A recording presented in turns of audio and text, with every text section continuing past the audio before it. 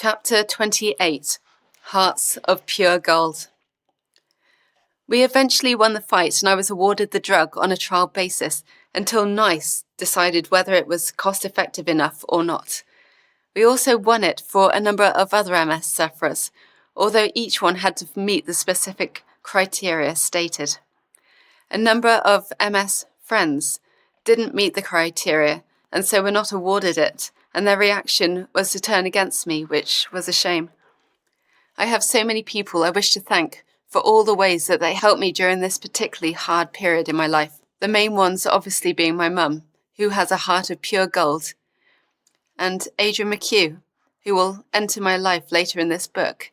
I also met a nice young man called David West, who went out of his way to raise the profile of my case to get the drug beat interferon. David contacted everybody he could think of and promoted me in every way possible. He was fantastic. David had this way that just made everybody give him donations, and they offered everything to try and help in some ways. It was amazing, and I watched in wonder as David went to everyone trying to fund the £12,000 for my year's supply of beta interferon, when the health authority originally said that I was not worthy. Another guy I need to thank is a well-known actor, Clive Mantle, who played a doctor in Casualty. He lives close to my house in Box, Wiltshire, who also tried everything to promote my story. He was on the radio being interviewed about me all the time, and I was lucky enough to stand right next to him as the newspapers took loads of photos. Clive Mantle is one of my heroes. I need to thank a good friend of mine, Paul Langley, the owner of the Manor Garage in Box, who has also helped in many ways. Firstly, he saw my poem Paying the Price in the local paper, and he spoke to his friends to get singers and musicians to play this poem as a song to raise money for the possible nerve centre to be built at Frenchay Hospital, Bristol, which was initially meant to be an MS centre.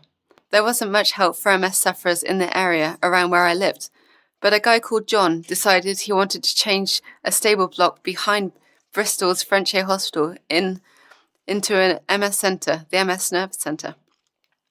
John started fundraising for the £1.5 million needed, and when he had received almost the whole amount from loving donations, he was forced to give every penny back as plans for the building fell through. What a shame, was my thought, as I had always been part of this fundraising team. I feel that all the people who helped me had hearts of gold to try anything and everything to raise the money for either me or the nerve centre. I could not have done it without this graciousness. Paul Langley also helped me to walk across a road from the Manor Garage to the cooperative store when I worked there. This was fantastic, as my legs often proved difficult, and all the help he gave me was fantastic. Paul literally stopped the traffic so I could walk across without any problems. What an amazing man. The media grabbed my story with open arms, and I definitely became the face of MS. GMTV interviewed me and my dad on one occasion, and I still hold a copy of this, although watching it makes me shy away as I hear my slurred and very slow words, and watch as I struggle to smile and fight against the illness. It makes me feel proud that GMTV wanted to help me to fight to get this drug. I also have lots of newspaper clippings of my fight for the drug, which makes me smile because of the huge support that I received from Wiltshire, my home county, and that wonderful newspaper, the Bath Chronicle. After 6 months of campaigning, I was awarded the drug beta interferon on a trial basis under the NHS. This meant that I was given the drug for free, and it was paid for by Wiltshire's Health Authority, who had originally said they would not fund it. I was delighted about this and started on the drug as soon as I could. I believe that because I was allowed the drug, a number of other individuals in Wiltshire and other postcode lottery areas were also allowed it. This was therefore a massive benefit for anyone involved and a relief for a number of MS sufferers who deemed their lives unworthy of hope. It is nice to know that whenever you need someone's help, they will almost bend over backwards to help you. There really are people alive with the hearts of pure gold.